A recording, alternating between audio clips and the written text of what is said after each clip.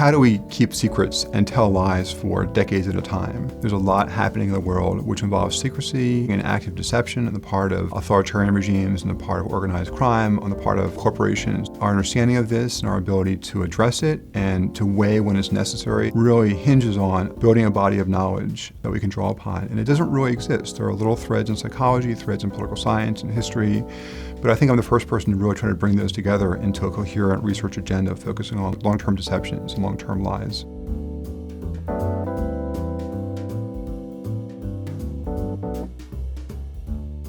Secrecy and deception brings together my interest in interaction and social networks and organizations. I tell my students that there is no sociology of secrecy and deception. We're inventing it. We're really trying to flesh out the contours using a lot of primary material, especially from investigative journalists. It has wide-ranging implications. Corporate corruption and fraud, government secrecy, big tobacco, the cover-up of the health consequences of smoking. The Manhattan Project arguably was a successful and needed secret. The British attempt to break the German code during World War II was a successful secret. There's various kinds of obstacles that stand in the way of secrets actually getting out to the outside world. My first kind of theoretical step has been to identify the different obstacles, different barriers that stand between a secret and its revelation. Barriers to someone on the inside of the organization knowing the secret, barriers to telling anyone, barriers to anyone asking them, barriers to them being believed to tell someone, and then barriers to action down the road.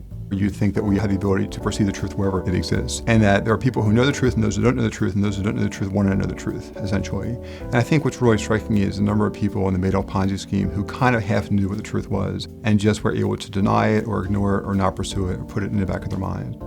I've done research on conversational settings, including Supreme Court oral arguments and Pentagon press conferences. And throughout there, I'm sensitive to the way in which things just don't get discussed and how not discussing something actually then can be a precondition to consensus or to a decision.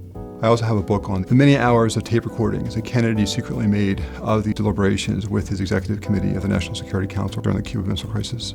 During the first part of the Cuban Missile Crisis, Kennedy's choices were to impose a blockade on Cuba, to do an immediate airstrike of Cuba, and to do nothing whatsoever. And these were all very dangerous choices. There were no good options, and Kennedy just couldn't choose. And it wasn't until the group found a way of kind of conversationally suppressing talk of the dangers of a blockade that Kennedy could actually choose that course of action. And they did so by not finishing their sentences, by alluding to that risk without really fleshing it out, and eventually by interrupting anyone who tried to reintroduce it into conversation. And so the book is really about the way in which conversation was used to craft a palatable option when all the options were in fact bad. The secrecy and deception work, I think, has obvious implications for peace studies in terms of using knowledge to detect lies and WMD programs and corporate malfeasance and government corruption and things. And so I think that that's a body of knowledge that will eventually lend itself to being used by people who actually want to build more sustainable, peaceable institutions.